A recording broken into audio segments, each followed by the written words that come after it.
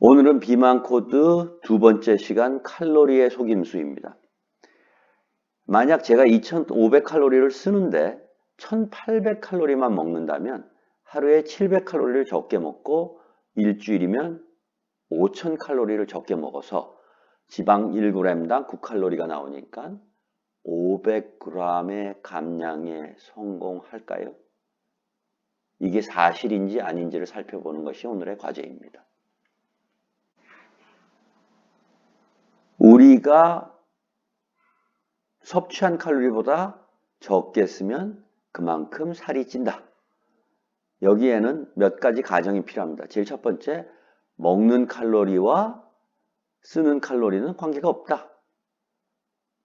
또 우리가 얼마를 먹든 쓰는 칼로리는 2500칼로리로 늘 일정하다입니다. 과연 그게 맞을까요? 그것에 대해서 첫 번째 살펴보도록 하겠습니다. 여기 1960년대 타임즈의 표지에 나왔다 하면 굉장히 유명한 사람인데요. 이 사람은 앤셀 키스라는 의사입니다.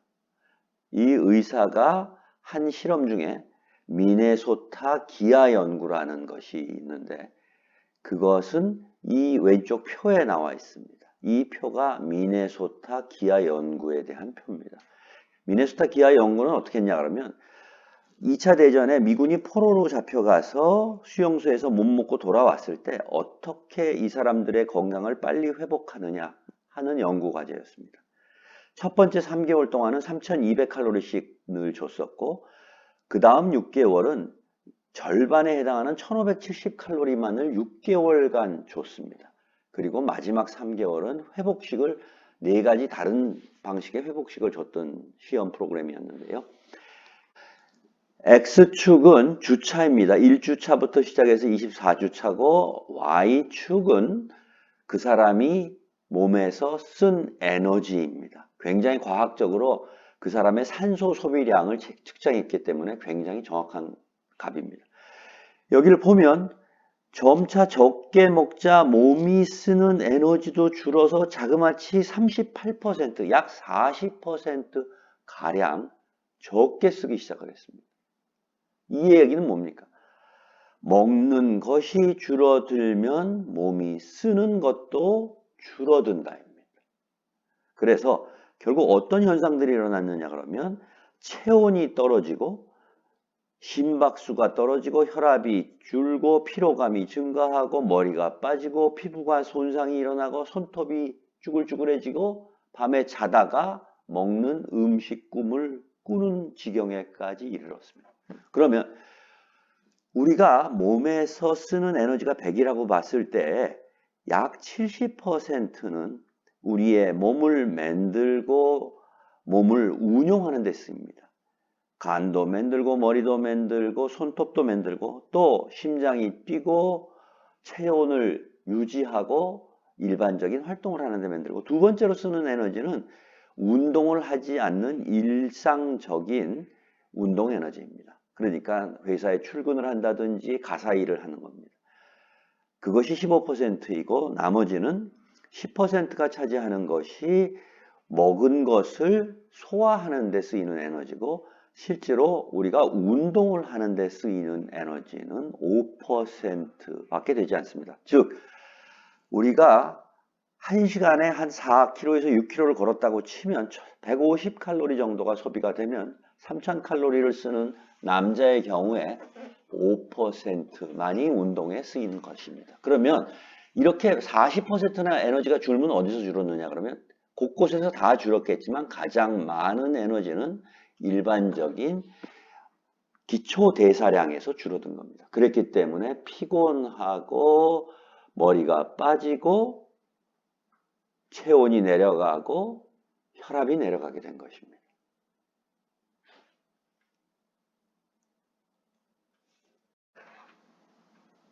세 번째 전제입니다. 제가 1800칼로리만 먹겠다고 결심하면 계속 1800칼로리를 먹을 수 있을까요? 자, 제가 다이어트를 결심하고 1800칼로리를 먹었더니 체중이 줄기 시작을 했습니다. 그래서 자신감은 올라가고 수치심은 줄어들었어요. 그런데 어떤 현상이 일어나냐면 춥고 머리나 피부도 약간 손상이 나고 배가 고파요.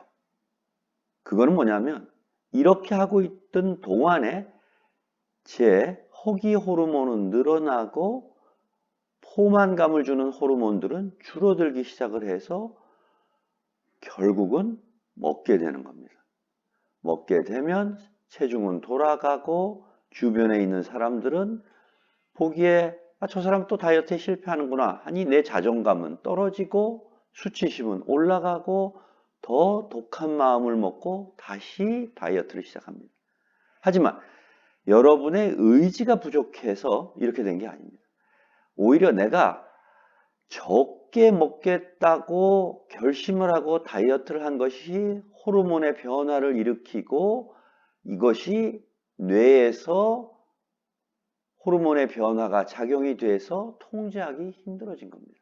그러니까 의식적으로 1800칼로리만을 먹을 수 있다 하는 전제는 틀렸습니다. 네 번째 가정, 먹는 것이 쓰는 것보다 많았을 때 잉여 칼로리는 아무런 지장 없이 전부 지방으로 쌓일까요? 우리 몸이 추우면 몸을 떨어서 체온을 올리려고 그러고 더우면 땀으로 배출을 해서 정상 체온을 유지하려고 하는 것처럼 우리 몸은 지방을 조절하려고 그러지 않을까요? 그 과정을 살펴보겠습니다. 여기에 있는 둥그런 큰 원이 지방세포이고 그 안에 있는 작은 원이 중성지방을 저장하는 장소입니다. 이쪽에 있는 그림이 지방을 만들어서 가지고 와서 우리 중성지방의 보자기 안에 저장하는 거고 오른쪽에 있는 이 부분은 노르아드레날린이라는 호르몬이 들어오면 있는 중성지방을 분해해서 지방을 다른 몸의 세포에게 전달하는 과정입니다. 그런데 오른쪽에 저장하는 과정에는 인슐린이라는 호르몬이 절대적으로 작용합니다. 지방을 분해하는 과정에서는 노르아드레날린이라는 호르몬이 있어야만 분해가 됩니다. 두 번째로 여기에 작게 그려놓은 이 노란 주머니도 지방세포입니다. 이 지방세포에 지방이 많이 들어오게 되면 렙틴이라는 호르몬을 지방세포 스스로 만들어서 뇌의 시상하부에 전달을 해서 우리의 식욕을 줄이는 포만 호르몬들을 분비해서 덜 먹게 만듭니다. 우리 삼겹살 많이 먹으면 더 이상 먹을 수가 없습니다. 두 번째로 에디포넥틴이라는 호르몬을 만들어서 간과 근육세포에 전달을 해서 지방의 생성을 막고 있는 지방을 쓰도록 유도합니다. 즉, 다시 말씀드리면 우리의 체온을 조절하는 것과 마찬가지로 지방이 적으면 받아들이고 많으면 지방을 줄이려고 우리 몸은 끊임없이 조절 작용을 하고 있습니다. 며칠 전 TV를 보다가 녹십자에서 살 빼는 약을 팔고 있었습니다.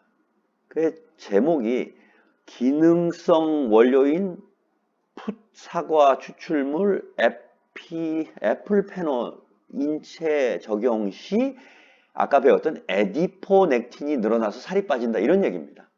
그래서 2달치를 먹으면 19만 6천 원이 필요하다. 글쎄요, 뭐 어느 정도 효과는 있겠지만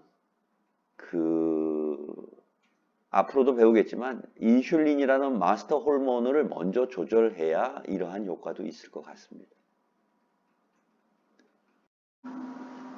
모든 열량은 효과가 같을까요? 열량은 열량이다. 콜라에서 얻은 1칼로리와 올리브유에서 얻은 1칼로리가 우리 몸에 들어가서 하는 작용이 같을까요? 살펴보겠습니다.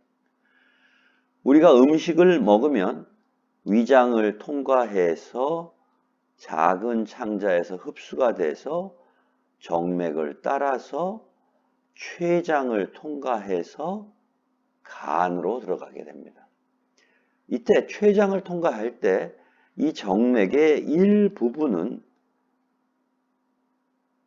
췌장을 거쳐서 그 안에 있는 인슐린을 만들어내는 베타셀이라는 곳에서 인슐린 분비를 합니다. 더 정확히 말하면 포도당이 베타셀에 들어오면 몇 가지 작용을 거쳐서 베타셀에서 만들어 놓고 저장해 놓았던 인슐린을 바깥으로 배출시킵니다. 따라서 아침을 먹었고 점심을 먹고 저녁을 먹은 빨간색의 포도당 그래프와 파란색의 인슐린의 증가 감소는 거의 정확하게 일치합니다. 인슐린이 분비된다는 것은 굉장히 중요한 효과를 가집니다. 하지만 올리브를 먹었던 칼로리는 어떻게 될까요? 올리브유는 지방이 흡수될 때 작은 창자에서 카일로마이크론이라는 지단백질에 쌓여서 파란색의 정맥이 아니라 초록색의 림프관을 타고 흘러갑니다. 즉, 림프관을 타고 흘러갈 때는 어떻게 될까요? 췌장을 거치지 않겠죠. 췌장을 거치지 않으면 인슐린도 분비가 되지 않을 것입니다. 올리브유에서 섭취한 지방은 작은 창자의 융털 돌기에서 초록색으로 표시되어 있는 림프관을 따라서 왼쪽에 가슴으로 들어가서 거기에서 정맥을 타고 우리 몸에 있는 근육세포, 지방세포의 중성지방을 나눠줍니다. 그렇게 되면 이렇게 사이즈가 컸던 카일로마이크론이 작은 카일로마이크론의 찌꺼기가 되어서 간으로 돌아갑니다.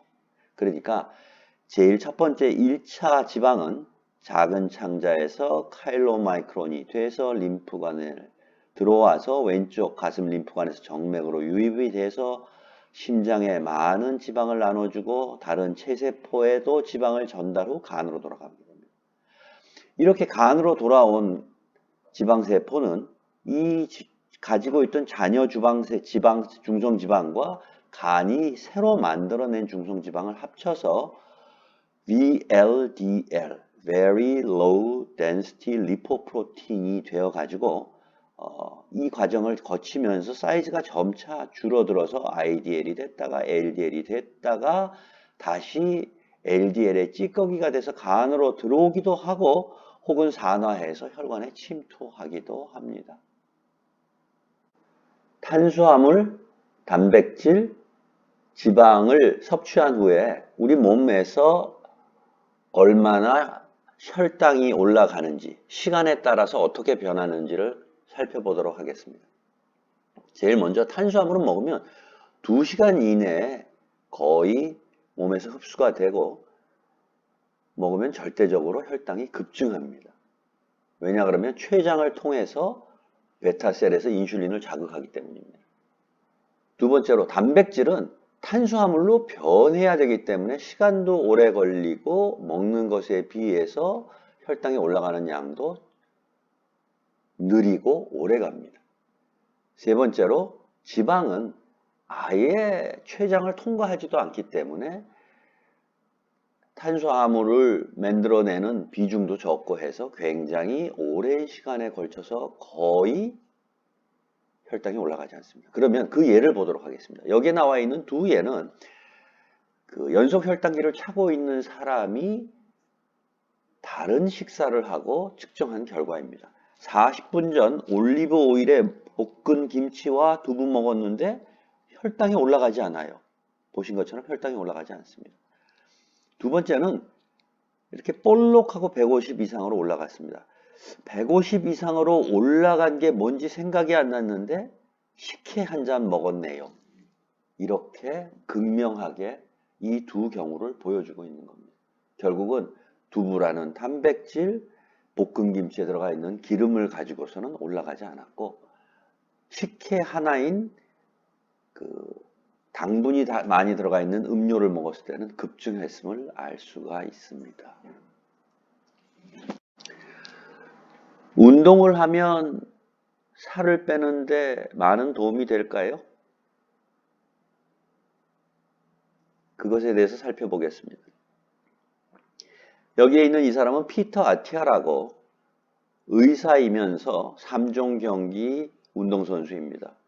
30km를 수영을 해서 갈 수도 있고 자전거는 거의 세계적 선수 수준에 버금갈 만큼 잘 타서 하루에 여러 시간 운동을 했습니다. 그리고 자기가 의사였고 미국 정부에서 권하는 미국의 표준 식단을 따라 식사를 했습니다. 8단위의 곡류, 7단위의 채소와 야채, 4단위의 우유와 단백질, 2단위의 고기와 생선, 2단위의 지방을 먹었습니다. 그 결과 어떻게 됐습니까? 그 사람은 대사증후군이 시작됐고 건강이 좋지 않았습니다. 운동 그렇게 열심히 하고 잘 먹었는데 결국은 이 사람은 굉장히 운동과 식사에 대해서 연구를 하기 시작했고 굉장히 건강한 몸과 더 좋은 운동의 성과를 내기 시작을 했습니다.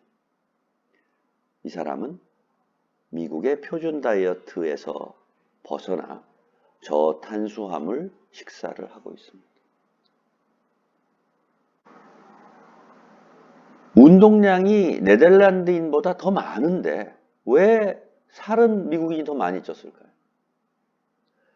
아프리카에서 매일 24km씩을 걸어야 음식을 구할 수 있는 사람들하고 유럽의 사무실에 있는 근무 노동자하고 따져봤더니 활동량이 비슷하더라 하는 거예요. 비만 급증 전인 70년대 초중반하고 2020년의 운동량하고 따져봤더니 차이가 없더라는 겁니다. 결국은 운동 부족으로 비만이 확산된 게 아니라면 운동으로 비만을 해결할 수도 없다. 어떤 사람이 매일 600칼로리씩 운동을 했습니다. 크로스핏을 빡세게 하든지 25km 자전거를 40분, 50분씩 타든지 주 5회 10개월을 했으면 계산에 의하면 16kg가 감량해야 됐지만 실제로는 4.5kg밖에 감량이 되지 않았습니다. 감량이 덜 되는 이유는 운동을 했기 때문에 식욕이 좋아서 더 먹을 수도 있고 또는 운동을 했기 때문에 다른 가사 활동을 적게 하는 수도 있습니다. 그러면 우리가 감량을 하는 데 있어서 운동하고 영양의 비율이 5대5. 우리 이렇게 얘기합니다. 운동 열심히 하고 덜 먹으면 된다. 반반이란 얘기죠. 하지만 과연 그럴까요? 운동이 로빈이라면 영양은 배트맨이 아닐까요? 우리가 먹어야 되는 것보다 많이 먹으면 살찔까요? 영국의 트레이너가 첫 21일 동안은 저탄 고지를 하고 그 다음 이어서 21일 동안은 고탄 저지를 했습니다. 그랬더니 결과가 여기에서 나오는 것처럼 처음에 3000칼로리 대비 약 2배인 5794칼로리를 탄수화물 10, 단백질 37, 지방 53%로 먹었더니 잉여 칼로리 계산으로 했을 때 7.3%가 증가해야 되는데 실제로는 1.3kg만 늘어났고 오히려 허리둘레는 1인치 감소했습니다. 곧 이어서 64% 탄수화물, 단백질 14%, 지방 22%, 미국의 표준 식단과 유사한 식사를 했더니 이번에는 7.1kg나 늘어나고 허리가 3.6인치가 증가했습니다. 결국은 많이 먹는다고 꼭 찌는 것은 아닙니다. 하지만 어떤 것을 먹느냐에 따라서 체중의 증가도 굉장히 달라지는 것을 알 수 있습니다.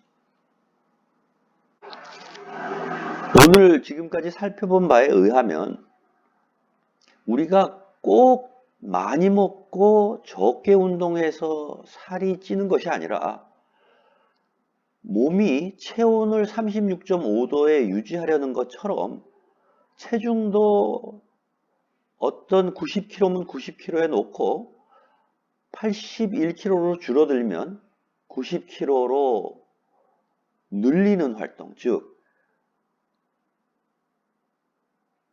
포만감은 줄이고 배고픔은 느리고 해서 더 먹게 해서 90kg를 맞춘다 하는 그러한 그 뉘앙스로 여태까지 공부를 해왔습니다.